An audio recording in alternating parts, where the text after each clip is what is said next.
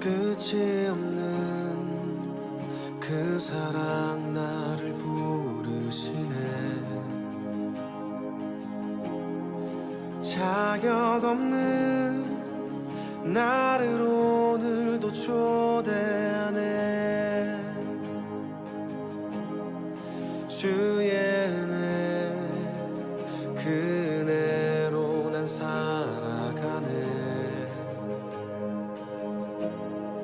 주의 사랑 나는 그걸로 충분하네. 나의 삶은 결코 이전과 같지 않으리. 내 평생에 주만 찬양하며 노래하리.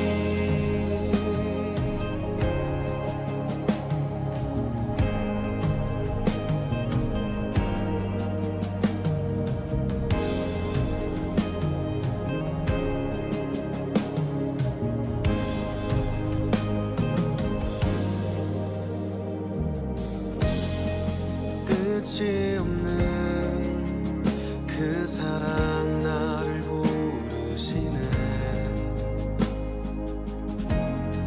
자격 없는 나를 오늘도 초대하네.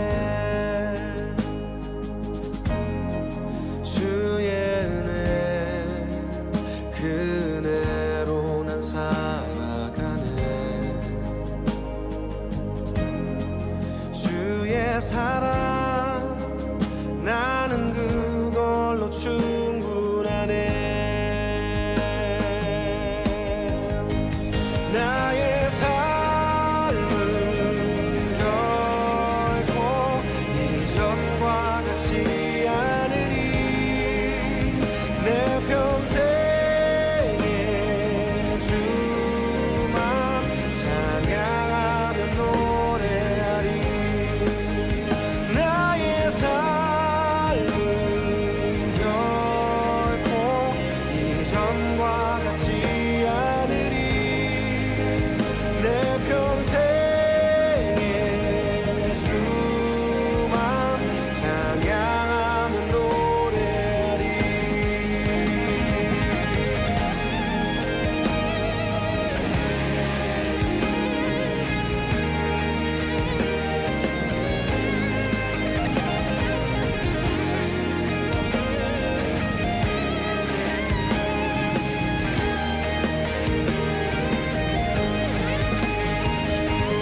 왜 자격 없는 나를 위하여 주 십자가를 지셨나.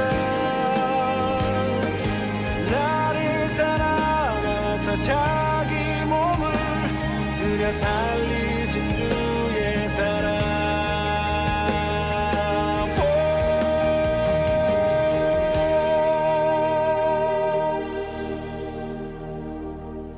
왜 자격 없는 나를 위하여 주 십자가를 지셨나. 나를 사랑하사 자기 몸을 들여 살리신 주의 사랑. 왜 자격 없는 나를 위하여 주 십자가를 지셨나. 나를 사랑하사 자기 몸을 들여 살리신 주의 사랑. 나의 삶은 결코 이전과 같지 않으리. 내 평생에 주만 찬양하며 노래하리. 나의 삶은 결코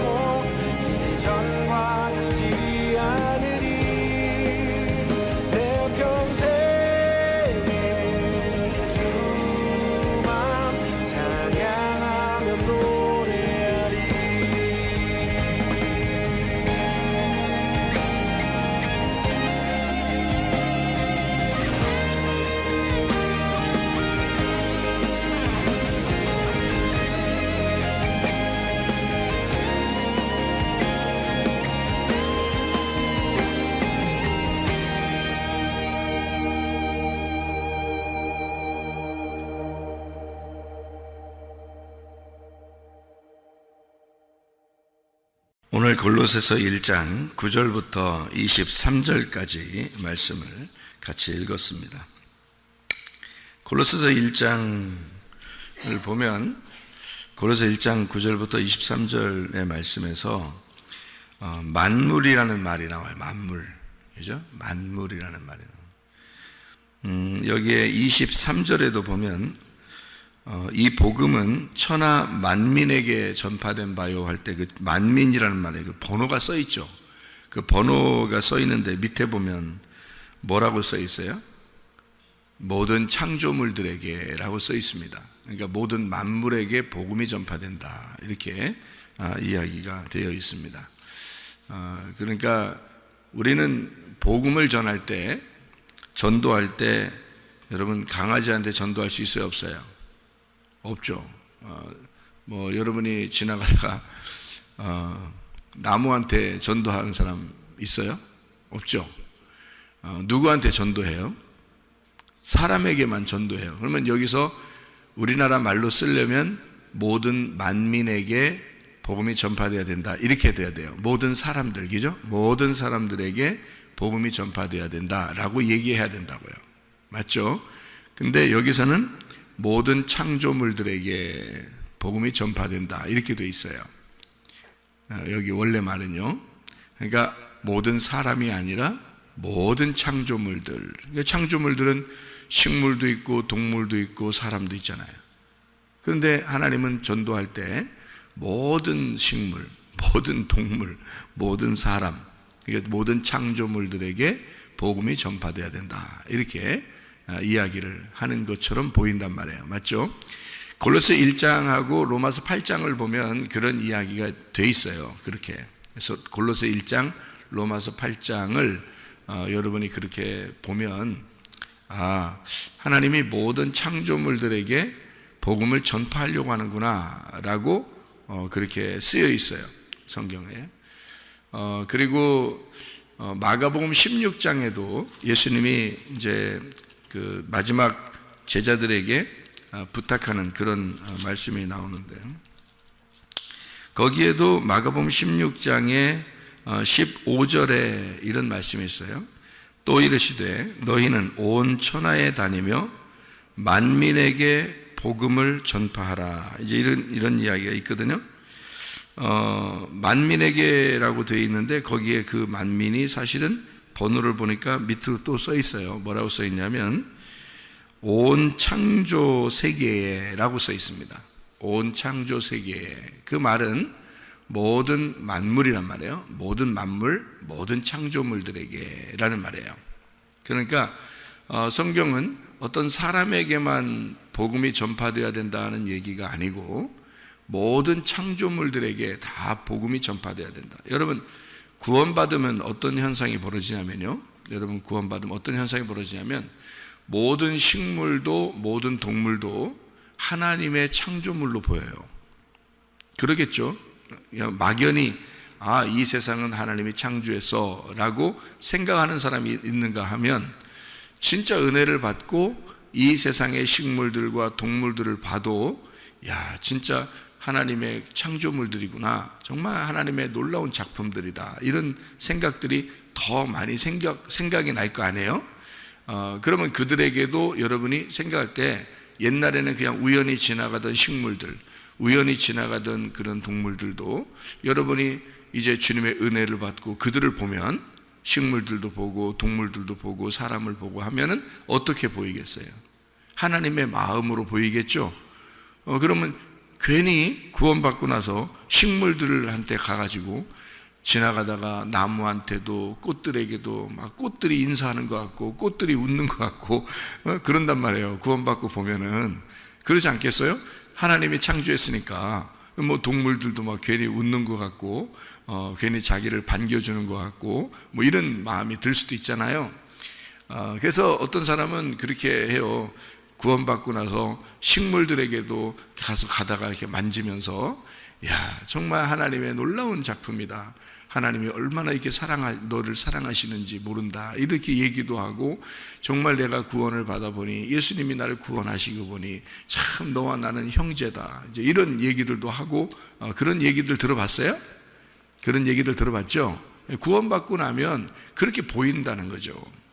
식물들도 동물들도 모든 사람들도 아름답게 보인다. 이제 그런 얘기를 들어봤죠. 사실은 모든 창조물들이 다 주님의 복음을 찬양하고 주님의 그 살아계심을 찬양하는, 식물이나 동물이나 사람이나 할 것 없이 주님을 위하여 주님의 영광을 위해서 존재하는 것들이다라고 우리는 생각할 수가 있단 말이죠. 그렇죠? 그러면 이제 우리가 그걸 생각하면서 그거는 우리가 겉으로 지금 보이는 것들이잖아요. 은혜 받고 보니까 그렇게 보인다는 거 아니에요. 그죠? 그러면 우리는 이제 성경을 쳐다봐야 되잖아요. 그러면 성경에서 골로새 1장하고 로마서 8장에 보면 모든 창조물들, 모든 만물들에게 복음이 전파된다. 그러면 이제 왜 복음이 전파돼야 되는 거예요? 왜 복음이 전파돼야 된다는 거예요? 왜 이렇게 쓴 거예요? 예수님도 모든 창조 세계의 모든 피조물들에게 다 복음이 전파돼야 된다라고 이야기를 하고요. 예수님도요. 마가복음 16장에, 그리고 골로새 1장, 로마서 8장 이렇게 다 창조 세계에 다 복음이 전파돼야 된다 이런 얘기들을 써놨거든요. 그러면은 여러분이 이렇게 보면서 이게 성경에서 우리는 보는 거잖아요. 성경 자체 내에서 이걸 보는 거예요. 그러면 성경 자체 내에서 여러분이 이 성경을 이해하지 못하면 이게 무슨 말인지 잘 이해가 안 될 수도 있어요. 왜냐하면 이렇게 말하면 이상하다. 사람에게만 복음이 전파돼야 되는데 왜 모든 창조물들에게 다 복음이 전파돼야 될까? 구원받으면 그렇게 보이는가 보다. 그래서 지나가다가 식물들에게나 동물들에게나 예수님이 얼마나 우리를 사랑하시고 구원하셨는지라고 하면서 얘기한다고. 진짜로요? 그렇게 할 수 있다고요. 그렇게 보이고 그러더라고요. 실제로 구원받고 보면 그렇게 보이더란 말이에요. 그러니까 그런 게 있어요. 근데 우리는 성경을 쳐다보면서 성경에서 왜 이런 말을 썼는지 우리가 이해하려면 성경을 잘 쳐다봐야 돼요. 이 성경에서는 창세기부터 요한계시록까지 말해요. 말씀으로, 우리는 말씀의 천국, 말씀이라고 하는 것을 우리는 보게 되는데 성경 자체를 사람들이 잘 모른다 그랬죠. 제가 이렇게 사람들께 대해보면 성경 자체를 몰라요. 그러니까 그 말은 무슨 말이냐면 막연히, 그러니까 하나님에 대해서 막연히 생각을 해요. 막연히 그냥 하나님을 믿고 하나님이 나를 구원하셨으니까 내가 주님의 백성이다 하니까 그냥 그런가 보다 하고 막연히 생각을 하니까 식물들도 동물들도 다 아름답게 보여. 이제 이렇게 이제 생각을 할 수 있단 말이죠. 근데 성경은 사실은 그렇게 그냥 막연한 책은 아니에요. 성경이요. 왜 막연한 책이 아닌가? 성경은 정확한 책인데요. 아주 수학적으로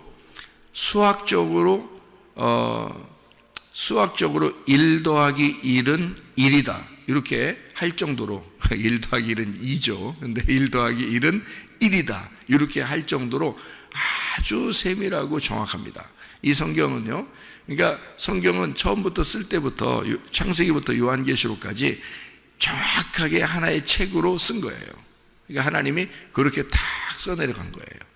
그러니까 하나님이 어떤 사람을, 여러 사람을 각자 시대에 다르게 부르셔서 그 사람들을 그때 당시에 그 시대에 맞게 글씨를 쓰게 되고 이쪽에서는 이 글씨를 쓰게 되고 저쪽에서는 저쪽 글씨를 쓰게 되는데 다 종합을 해보니까 이게 하나의 책이 나온 거예요. 그게 성경인데 하나님의 역사하심이에요. 그러니까 성령의 역사라고밖에 우리는 볼 수 없는 거예요. 이 성경책의 그 정확한 처음 창세부터 요한계시록까지의 그 규격을 보면 이게 정확하게 하나의 그 내용을 설명하고 있단 말이에요.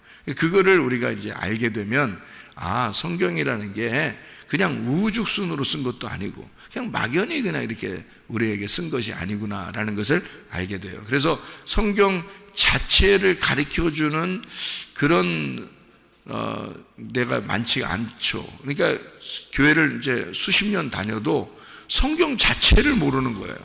성경 자체를. 그러니까 막연히 교회를 다닌 거예요. 그러니까 막연히 설교를 듣는 거예요.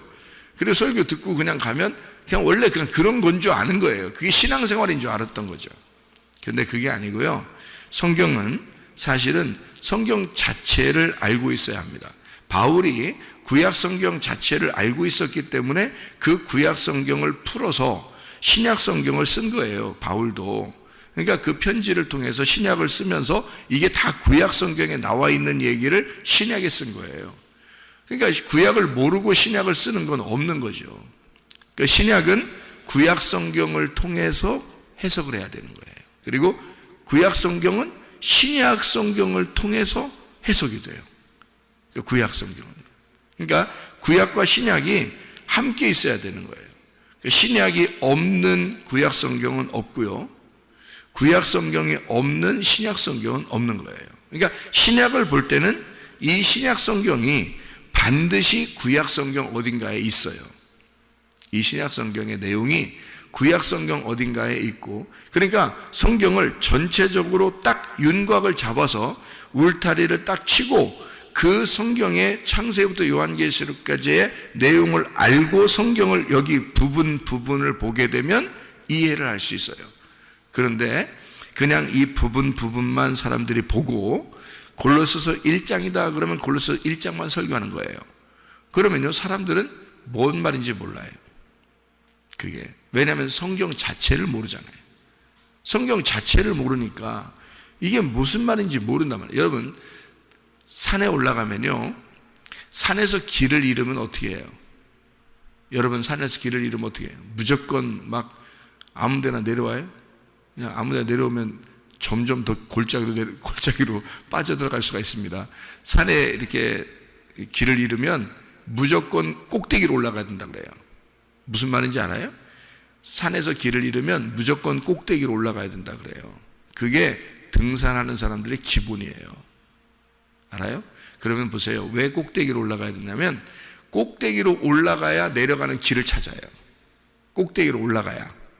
그러니까 위에서 딱 봐야 내려가는 길을 찾을 수 있는 건데, 이 사람이 중간에서 길을 잃으면 어디로 갈지 몰라서 점점 깊은 골짜기로 들어갈 수 있어요.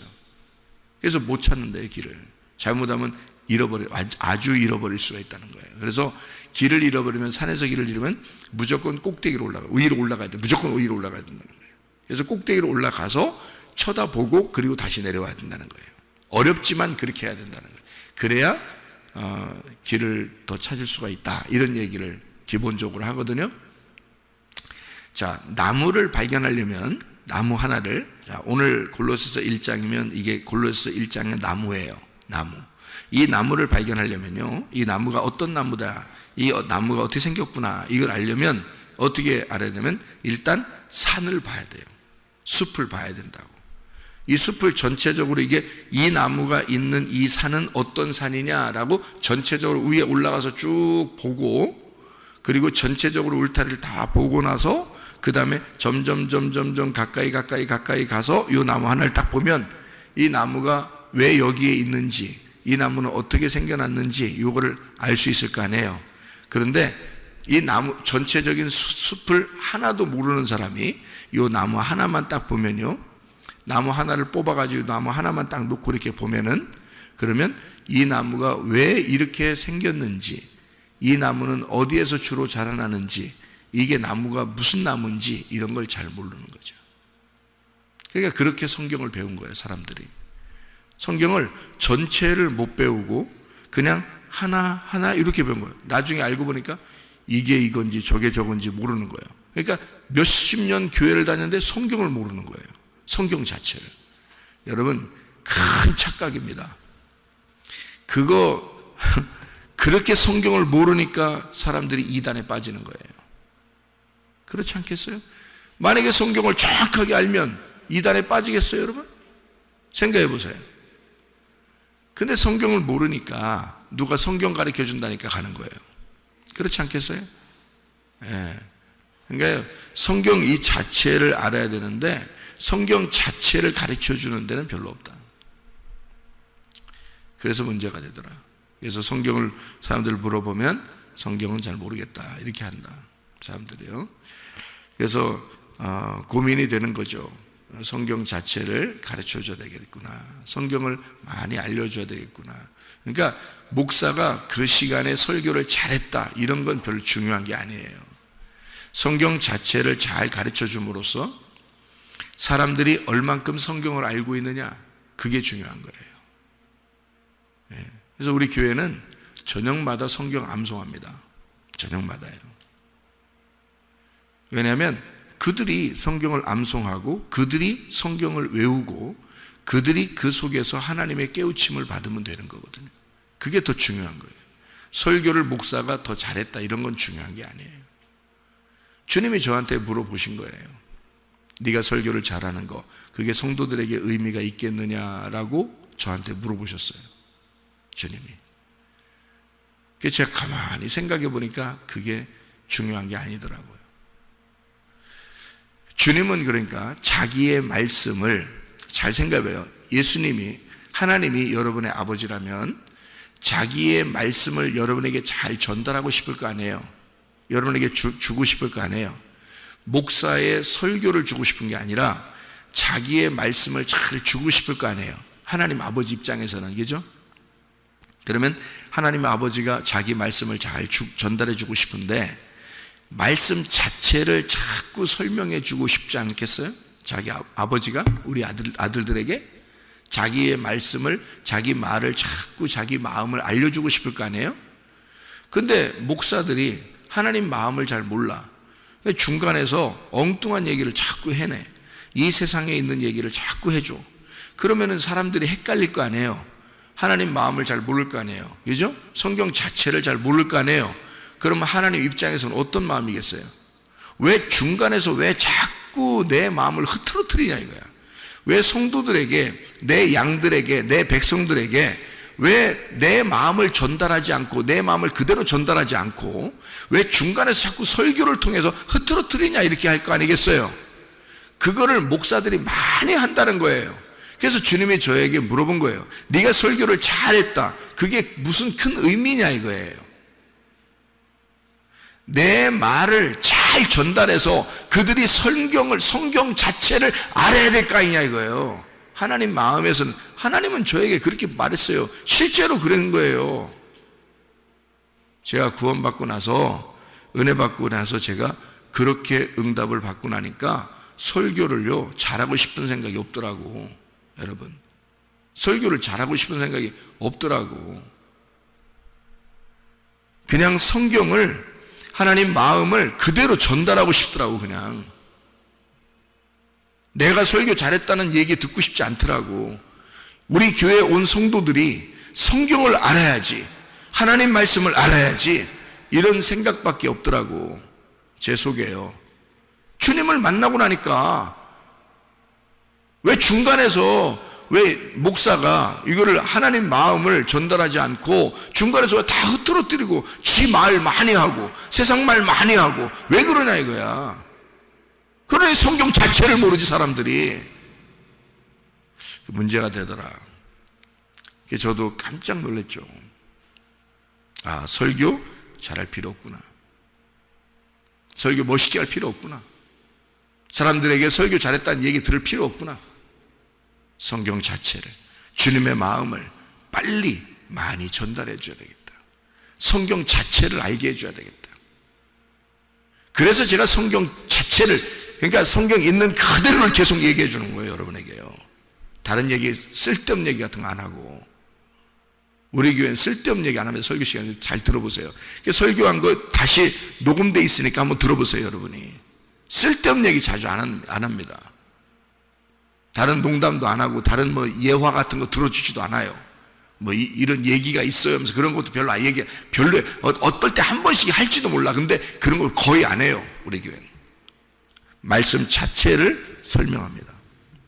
잘 들어보셔요. 다시 한번 들어보시고 다시 한번 들어보시고 해보세요. 성경을 알게 됩니다. 성경을 알게 돼요. 몇 번만 이게 들어보면요 성경 자체를 좀 알게 돼요. 이제까지 몰랐던 성경, 창세기부터 요한계시록까지 어떤 요약, 이 울타리, 아 성경은 이렇게 되어 있구나, 이런 것을 자체를 알게 된다고. 그게 중요한 거지. 성경을 알게 되는 게 중요한 거지. 설교 멋있게 했다, 잘했다, 뭐 조 목사님 설교 잘해, 그런 거 다 필요 없어요. 그거 그 내가 설교 잘했는데 나 잘했다고 사람들이 칭찬해. 내가 하늘나라 올라갔는데 주님께 책만 받으면 무슨 소용이 있어? 주님의 사명자로서 네가 내 말을 잘 전달했냐고 그렇게 주님 물어보신다면 그럼 나는 어떡하냐고 주님께 하자. 설교 못했다는 소리 들어도 좋은데 너는 내 말을 그대로 잘 전달했구나. 너는 하나님 말씀 자체를 사람들에게 가르쳐 주려고 그거를 심어주려고 참 많이 네가 애썼구나. 수고했다 내 아들아, 수고했다 내 종아. 이렇게 해야 될 거 아니에요. 주님 만나는 게 중요하지 뭐 사람들한테 칭찬받는 게 중요하겠어요? 사람에게 좋게 하랴 하나님에게 좋게 하랴. 내가 사람의 기쁨을 구하는 것이면 나는 그리스도의 종이 아니다. 갈라디아서 1장에 말하는 말씀입니다. 골로새서 1장을 여러분이 잘 보면요 이렇게 돼 있어요. 13절에 흑암의 권세에서 건져내사 그의 사랑의 아들의 나라로 옮기셨다 그랬습니다. 흑암의 권세에서 우리를 건져냈다. 그리고 사랑의 아들의 나라로 옮기셨다. 참 멋있는 말이잖아요. 사랑의 아들의 나라. 사랑의 아들의 나라. 진짜 멋있는 말이에요. 사랑의 아들의 나라를 쉽게 얘기해서 두 글자로 뭐라고 그러겠어요? 천국. 천국이 사랑의 아들의 나라예요. 맞죠? 사랑의 아들의 나라가 뭐예요? 천국이죠. 그러면 흑암의 권세에서 너희를 건져내서 사랑의 아들의 나라로 옮겼어. 그러면 여러분 잘 생각해 봐요. 흑암의 권세에서 건져내서 사랑의 아들로 집어넣었으니까 흑암의 권세에서 빼내서 사랑의 아들로 주는 사랑의 아들의 나라는 어느 나라예요 그럼? 생각이 잘 안 들어요. 제가 얘기하는 게 뭐 어려워? 잘 들어봐요. 쉽고 참 쉬워. 야, 참 쉽다. 말씀은 참 쉬운 것이다. 잘 들어보면 너무너무 쉬운 거예요. 자, 흑암의 권세에서 우리를 건져내서 사랑의 아들의 나라로 집어넣었어. 이 사랑의 아들의 나라는 어떤 나라라는 거예요? 빛의 나라라는 거지. 어둠의 나라에서 어둠의 권세에서 빼내서. 아니 어렵냐고. 제가 말하는 게 어려워요? 쉽잖아. 자, 어둠의 권세에서 빼냈어. 그럼 사랑의 아들의 나라라고 얘기하니까 사랑의 아들의 나라인가 보다 이렇게 생각하지만 쉽게 생각하면 어둠의 권세에서 빼냈으니까 빛의 나라로 가게 된 거 아니야. 그러면 여기서 말하는 건 뭐야? 어둠과 빛이잖아. 그죠? 어둠과 빛. 그럼 어둠과 빛이 어디에 있어요? 창세기 1장에 있지. 잘 봐요. 창세기 1장에 어둠과 빛이 있잖아요. 자, 빛이 왜 왔어요? 창세기 1장 3절에 빛이 나왔거든요. 빛이 나왔는데 빛을 창조한 게 첫째 날이에요. 사람을 만든 건 몇째 날이에요? 여섯째 날이죠. 여섯째 날에 사람을 만들었죠. 그러면 첫째 날에 빛을 만들었잖아. 그죠? 그럼 어느 사람을 만든 게 먼저예요? 빛을 만든 게 먼저예요? 빛을 만든 게 먼저네. 그러면 사람을 만든 것보다 훨씬 더 먼저 태어났다고 해야 되죠, 빛이. 그죠? 그 빛이 먼저 태어났잖아. 그게 몇째 날? 첫째 날. 그럼 첫째 날 빛이 태어났고 그 다음에 여섯째 날 사람이 만들어졌어요. 그죠? 뭐 식물, 동물은 그 사이에 만들어졌고, 그죠? 그러니까 첫째 날 먼저 만들어진 창조의 근본, 첫 번째 창조된 자, 그게 빛이래. 그죠? 그러면 어둠의 권세에서 빼내서 빛의 나라로, 그러면 빛의 나라가 사랑의 아들이 빛이라. 그럼 그죠? 잘 생각해봐요. 어둠에서 권세에서 빼내서 사랑의 아들의 나라로, 그러니까 어둠이니까 빛의 나라로 갔다는 얘기니까 사랑의 아들의 나라가 빛의 나라잖아요. 그죠? 그러면 빛이 사랑의 아들이란 얘기지. 사랑의 아들이 빛이란 얘기잖아. 자, 이해가 돼요? 그러면 이 아들, 이 사랑의 아들은 빛이잖아. 그러면 빛이 언제 태어났다고요? 창세기 1장의 첫째 날. 그 빛이 누구라는 거예요? 그러니까 아들이라는 거지. 하나님의 사랑하는 아들을 빛이라 그러는 거지. 태양이요? 달이요? 별이요? 그거는 넷째 날에 나온 거죠. 넷째 날. 창세기 1장을 보면 넷째 날에 해, 달, 별이 나온 거지.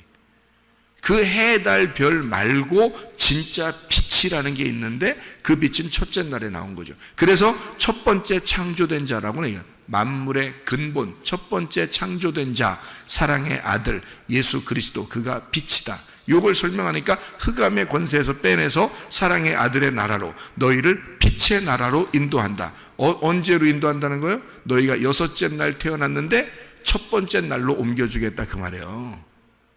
무슨 말인지 알겠어요? 자, 그러면 빛이 왜 나온 거예요? 창세기 1장 3절에 빛이 나왔는데요, 잘 생각해 봐요. 그러면 왜 빛이 나왔다고요? 창세기 1장 2절에 어둠이 있기 때문에 그런 거죠. 창세기 1장 2절에 어두웠다, 그 말이 있기 때문에 창세기 1장 3절에 빛을 창조한 거잖아요. 그 말을 어디에 써 있어요? 이 말이 신약 성경 어디에 써 있어요? 구약 성경은 신약 성경을 통해서 이해해야 되니까 요한복음 1장에 나오는 거예요. 그래서 말씀이 원래 태초에 근본에 말씀이 있는데 그 말씀이 하나님을 향해서 하나님과 함께 이렇게 있다는 거야. 근데 그 말씀은 빛으로 우리에게 임했다는 거지. 근데 어둠이 깨닫지를 못하고 있더라. 그러니까 어둠이 있으니까 빛이 나온 거예요. 어둠이 없으면 빛은 안 오는 겁니다. 그렇죠? 어둠이 없는데 무슨 빛이 오겠어요? 어둠이 있을 때 빛이 오는 거지. 그렇죠? 예, 그러니까 이 사랑의 아들의 나라로 우리를 옮기셨다는 말은 쉽게 얘기해서 빛의 나라로 옮기셨다. 그러니까 사랑의 아들은 빛이다. 빛은 사랑의 아들이라고 말한다. 그러면 흑암이라는 것에서 우리를 건져내서 사랑의 아들을 옮겼으니까, 빛으로 옮겼으니까 내가 뭐라는 거예요? 내가 어디였다는 거예요? 어둠, 흑암의 권세였다는 거지. 흑암의 나라에 있었던 거죠. 그러니까 나는 흑암이었는데 빛으로 나를 옮기신다, 이 말이죠. 그죠? 내가 흑암이라는 어둠의 권세 아래 붙잡혀 있는 자였는데 사랑의 아들의 나라로 우리를 옮기신다, 이런 말이에요. 그죠? 자, 그러면 사랑의 아들의 나라로 우리를 옮기셨다는 그 말을 우리가 한번 잘 생각해 봐요. 요한복음 1장 1절에 하나님의 나라가 하나님입니다. 하나님의 나라는 하나님이에요. 천국이 임하였느니라 라고 했을 때, 천국이 가까이 왔다, 천국이 임하였다 라고 얘기할 때는 침례 세례 요한이 뭐라고 얘기하냐면, 천국이 가까이 왔느라, 회개하라, 너희가 천국이 가까이 왔다, 이렇게 얘기하거든요. 그 천국은 누구를 말하는 거예요? 예수님을 말하는 거예요. 그러니까 예수님이 다가왔다, 너희들 회개하라고 요한을 보내서 사람들을 회개시킨 겁니다. 천국이 오고 있으니까 니네들 회개해라. 그래서 진짜 천국이 오니까 어둠이 확 드러나 버리는 거잖아요. 그래서 예수님이 와가지고는 이 어둠을 상대로 이렇게 싸우는 겁니다. 주님이 오셔서, 그죠? 그래서 니네가 빨리 회개해라, 천국이 오고 있으니까, 이제 이런 얘기를 한 거거든요, 요한이. 그러면 천국이 뭐라는 얘기예요? 하나님의 아들 예수가 천국이란 얘기죠. 그죠? 예수님이 천국이야. 그러면 천국이 예수님이고요, 그 천국을 요한복음 1장에서는 뭐라고 얘기한 거예요? 뭐가 천국이라고 한 거예요? 예, 물론 빛이죠. 어둠이 아니고 빛이 천국이니까. 그 빛은 뭐예요? 말씀입니다. 그래서 말씀이 원래부터 있었고 그 말씀이 천국이야, 그게 하나님이야, 이런 얘기 한 거잖아요. 그죠? 요한복음 1장에. 그죠? 그러면 말씀이 하나님이고 말씀이 천국이야, 말씀이 아들이야, 그 말이에요. 그게 빛으로 우리에게 임한 거야. 너희들이 어둡기 때문에 빛으로 온 거야. 원래는 그냥 말씀인데 너희들에게, 니네가 어둠이니까 빛으로 이렇게 전달돼서 온 거야, 그 말이죠. 빛은 전달되는 거거든요. 빛이라고 하는 것은 어둠에 뭐 전달하려고 오는 거예요. 이게 전달된 거예요. 여러분, 어두운데 빛을 켜면요 전달됩니다. 이게 빛이 전달되는 거예요. 그래서 빛으로 이렇게 전달돼서 온 거예요, 우리 어둠에. 그러니까 말씀이라는 하나님의 말씀의 나라, 천국이라는 것이 하나님의 말씀의 나라, 이게 하나님의 아들을 말하는 것이다, 이런 말이죠. 그죠?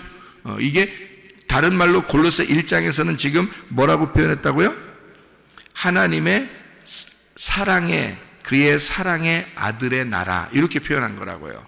말씀의 나라를 바꾸어서 사랑의 아들의 나라라고 표현한 거라요. 그러니까 하나님의 사랑의 아들은 뭐라는 거예요? 그러니까 말씀이라는 얘기죠. 제가 이렇게 설명해 주니까 잘 들으세요. 어둠의 권세에서 빼내서 빛의 나라로 오게 해서 이게 사랑의 아들의 나라야. 그러니까 사랑의 아들이 빛이야. 그러니까 빛의 나라, 사랑의 아들의 나라. 그죠? 그게 말씀의 나라. 이해가 되겠죠? 말씀의 나라. 자, 그러니까 말씀, 사랑의 아들, 빛, 요건 같은 거라는 거죠. 그러니까 요한복음 1장은 다 설명하고 있는 거예요. 말씀, 생명, 빛, 진리, 어린 양. 요게 예수님이란 말이에요.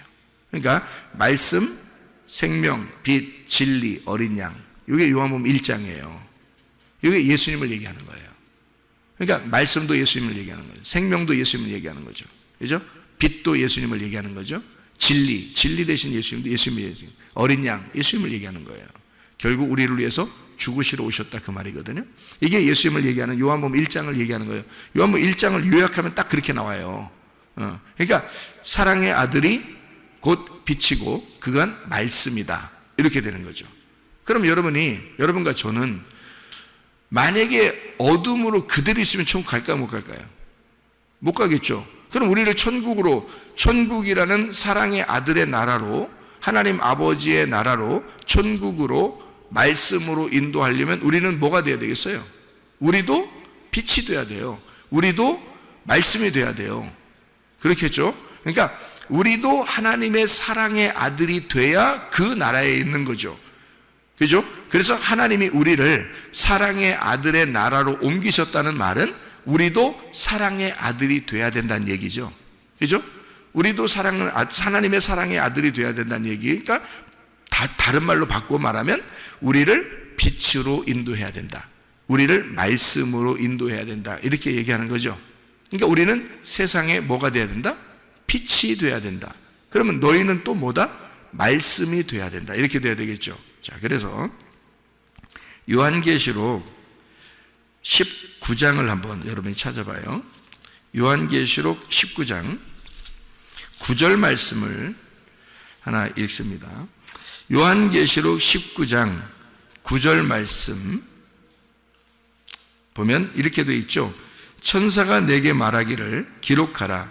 어린 양의 혼인잔치에 청함을 받은 자들은 복이 있도다 하고 또 내게 말하되 이것은 하나님의 참되신 말씀이라 하기로 이렇게 되어 있죠.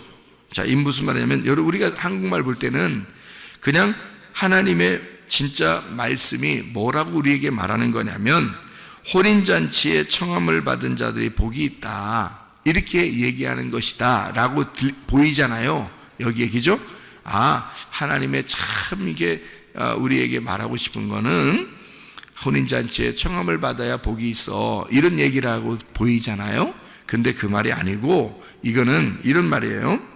혼인잔치에 어린 양의 혼인잔치에 청함을 받은 자들 그 사람들이 복이 있는데 이것은이 아니라 이 사람들은 이 말이에요. 그 글씨가 이 사람들은 이 말이거든요. 근데 그것을 이것은이라고 해놨으니까 그러니까 이렇게 말하는 거 혼인잔치에 참여하는 자들은 참 복이 있는가 보다 이렇게 생각한 거죠.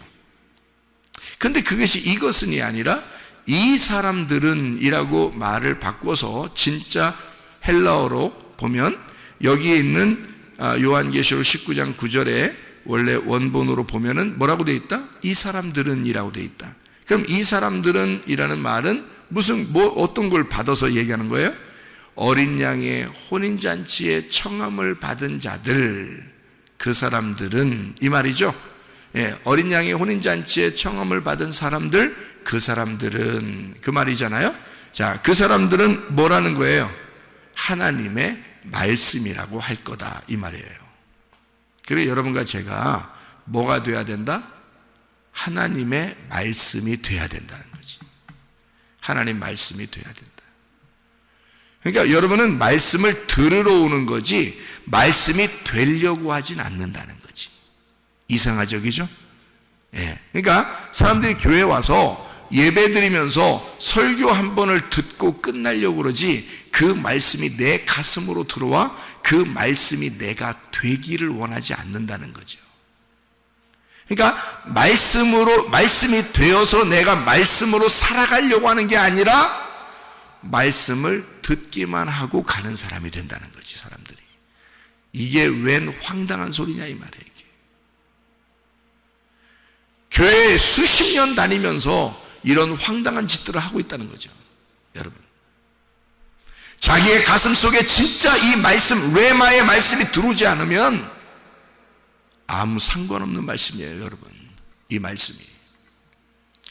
로고스라는 하나님의 말씀도 말씀이에요. 로고스도 말씀이고 레마도 말씀인데, 로고스 말씀이 태초부터 있었어요. 그가 하나님 말씀입니다. 하나님이라는 말씀이야. 근데 이 말씀이 레마라고 하는 예수 그리스도 말씀이 이 땅에 오셔서 우리를 이 하나님을 알게 하려고 오신 거거든요. 그 하나님을 증거하게 하기 위해서 온 거거든요. 그게 레마라는 말씀이요. 이 말씀이 빛으로 내 안에 들어오지 않으면 의미가 없다고요. 이 말씀하고 나하고는. 우리는 여전히 그냥 흑암의 권세에 있는 거란 말이에요. 말씀이 안 되면. 그러니까 말씀이 돼야 빛이 되는 거야, 여러분. 그래야 사랑의 아들이 되는 거야. 하나님의 나라는 사랑의 아들의 나라인 거요, 빛의 나라인 거요, 말씀의 나라인 거요. 이해를 하셔야 돼요, 여러분이. 여러분이 말씀이 되지 않으면, 빛이 되지 않으면, 사랑의 아들이 되지 않으면 어떻게 천국 가요, 여러분?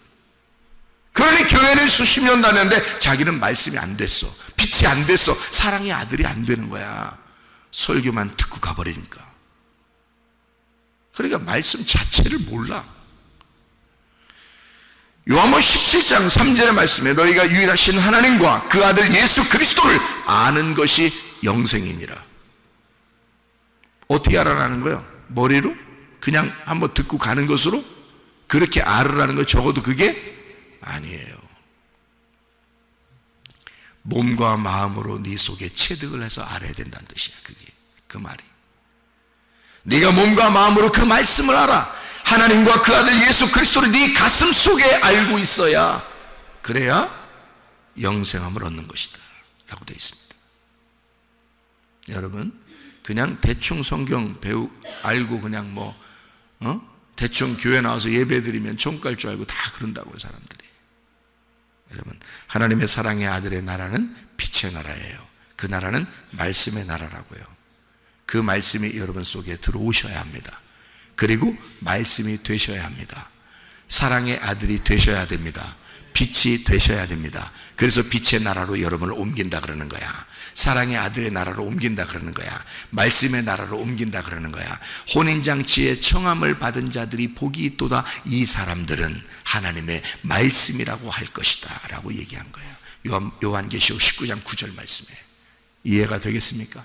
여러분, 하나님의 말씀이 되셔서 오늘도 그 말씀과 동행하다가 주님 만나시기를 바랍니다. 기도하겠습니다.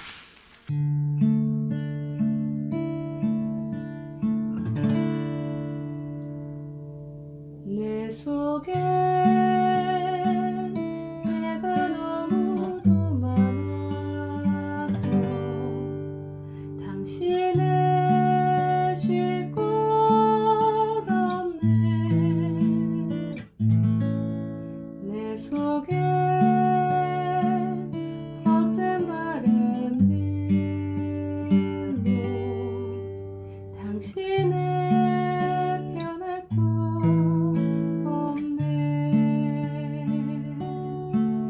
내 속에 내가 어쩔 수 없는 어둠, 당신의 쉴 자리를 뺏고 내 속에